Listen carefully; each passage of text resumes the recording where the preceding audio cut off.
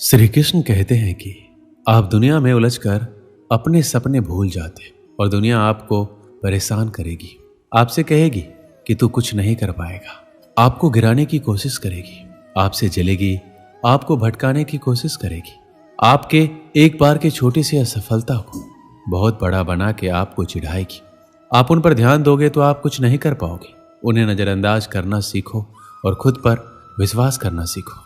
आपकी मेहनत किसी ना किसी जगह जरूर दिखेगी, बस आप थोड़ा सा सब्र रखो। आप खुद पर विश्वास रखोगे तो आप खुद उम्मीदों पर तो खड़े उतरोगे ही, बल्कि आप उनसे भी बेहतर कर दिखाओगे। और अभी तक आपके जीवन में दुनिया का प्रेशर नहीं आया है तो आप अभी सफलता के रास्ते पर हो ही नहीं।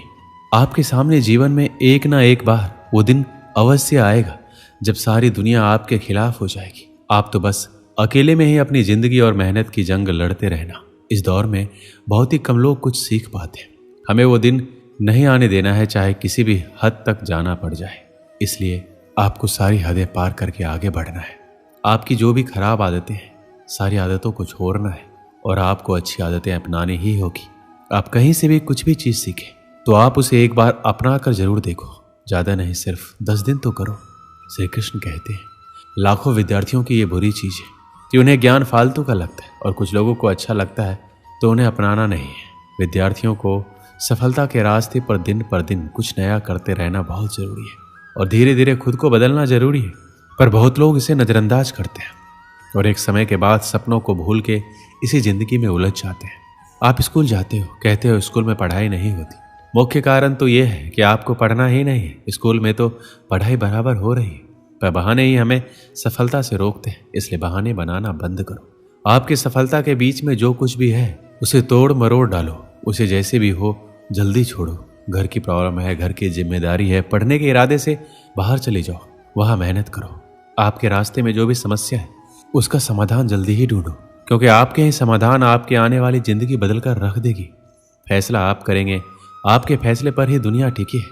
दुनिया का क्या है, आज आपके खिलाफ है, लेकिन जब आपको सफलता मिल जाएगी तो सारी दुनिया आपके साथ हो जाएगी। दुनिया हमेशा अपने फैसले बदलते रहेगी। सिर्फ ये याद रखना है कहीं आपके माता पिता का एक फैसला आपको कुछ ना कर पाने की वजह ना दे दे। इसलिए आज अपने समय को बिल्कुल बर्बाद मत करो। कल समय भी आपका होगा, दिन भी आपका होगा। सिर्फ बस आज मेहनत कर लीजिए। कल सारी मुश्किलों का समाधान आपके पास होगा। आज आपको जितना रास्ता दिख रहा है उतना आप पहले तय कीजिए, उसके आगे का रास्ता वहां पहुंचने के बाद दिख जाएगा। खुद से जिद करो कि तुम अपने खुद को जीने का तरीका ही बदल डालो। आज तुम करोगे तो कल तुम्हें ही फायदा होगा। श्री कृष्ण ने कहा था सफलता एक अविचल आदर्श है जिसका पाठ आपको विफलता से सीखना होगा। यदि आप गिरते हैं तो उठें, यदि आप हारते हैं तो जीतें। अपनी गलतियों को एक मौका समझें और उनसे सीखें। आपकी असफलताओं में भी आपके बड़े सपने छिपे होते हैं। अपनी विफलताओं को मतलब से भरें और आगे बढ़ने के लिए एक नया उद्देश्य तय करें।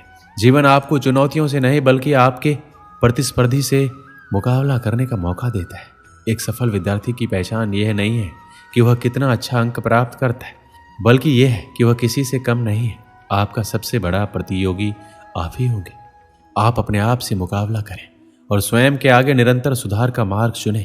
आपकी सफलता का एक और महत्वपूर्ण अंग आत्मविश्वास है। आपको खुद में विश्वास होना चाहिए कि आप किसी भी लक्ष्य को प्राप्त कर सकते हैं। स्वयं को कमजोर मत समझें, बल्कि अपनी शक्ति को पहचानें और उसे बढ़ावा दें। जब आप अपने अंदर के संचारी शक्ति को पकड़ेंगे तो कोई भी लक्ष्य आपके लिए असंभव नहीं होगा। साथ ही आपको अपने सपनों को बनाए रखने के लिए सचेत रहना होगा। आपके लक्ष्य बड़े हो सकते हैं, लेकिन उन्हें प्राप्त करने के लिए मेहनत, समर्पण और अध्ययन की आवश्यकता है। आपको अपने लक्ष्यों के लिए संघर्ष करने के लिए तत्परता और सही दिशा में प्रयास करना होगा। याद रखें, अगर आपकी मेहनत और समर्पण सही है तो आपके सपने सच होने से कोई रोक नहीं सकते। आप सचमुच महान हो सकते हैं। आपको सिर्फ अपनी क्षमताओं को पहचानने की आवश्यकता है और समर्पण के साथ काम करने की इच्छा है। जीवन के सभी मोड़ों पर अपना सामरिक मनोबल बनाए रखें और अपार सफलता की ओर बढ़ें। आप सभी के भीतर एक अद्वितीय संभावनाओं का समुद्र है। आपकी खुदरा प्रतिभा अद्भुत कला और निरंतरता से भरी योग्यता का परिचय कराती है। आप विचार कर सकते हैं, सपने देख सकते हैं, इनको हकीकत में बदलने का साहस रखते हैं। जब आप खुद को परिभाषित करते हैं तो सारी दुनिया आपके पास से गुजरती है। आपकी सोच, आपके विचार और आपकी भावनाएं आपकी शक्ति बनती है। आपकी सोच आपके कर्मों को प्रेरित करती है और कर्म से ही सफलता आती है। इसलिए हमेशा सकारात्मक सोच और उच्च मानसिकता बनाए रखें। जीवन में कठिनाइयां आएगी, समस्या आएगी, लेकिन आपकी मनोबल शक्ति आपको अपने लक्ष्य की ओर आगे बढ़ने में मदद करेगी। यदि आप ताकतवर और अटल बने रहेंगे तो कोई भी चुनौती असंभव नहीं होगी। विफलता केवल एक मंच पर धकेलने का अर्थ नहीं है, बल्कि आपको विजयी बनाने के लिए आगे बढ़ाने का एक और अवसर है। इसलिए अपनी ताकत को पहचानें, अपने दोषों को स्वीकार करें और फिर से खड़े होने का प्रयास करें। जिंदगी में सब कुछ हासिल करने की इच्छा किसको नहीं होती है? आगे रहने की इच्छा किसको नहीं होती? पैसा कमाने की इच्छा किसको नहीं होती? अगर आज मैं 100 लोगों से कहूं कि कल आपको 4 बजे उठना है, अगर आप 100 लोग राजी भी हो जाए, परंतु यह है कि उनमें से सिर्फ 80 लोग ही उठेंगे, दूसरे दिन क्या होगा? उससे भी कम लोग उठेंगे, तीसरे दिन उससे भी कम, चौथे दिन उससे भी कम, पर जो आखिरी दिन उठेगा वही व्यक्ति अपने जीवन में चुने हुए लक्ष्य को पाकर रहेगा। यदि आपको दुनिया के 1% लोगों में आना है तो आपको उस माइंडसेट से निकलना होगा जिसमें आपके अगल बगल के 99% लोग फंसे हुए हैं। जिस व्यक्ति ने ठान लिया है इस काम को करना है तो करना है, चाहे हासिल कर पाऊँ या ना कर पाऊँ, लेकिन जिस काम में मैं इतने दिनों से लगा हूँ, जो टारगेट लेकर मैं बैठा हूँ, उस टारगेट के इरादे को घुटने टेकने नहीं दूंगा। और जिनके इरादे घुटने नहीं टेकते वही लोग अपनी ज़िंदगी में सफलता हासिल कर पाते हैं।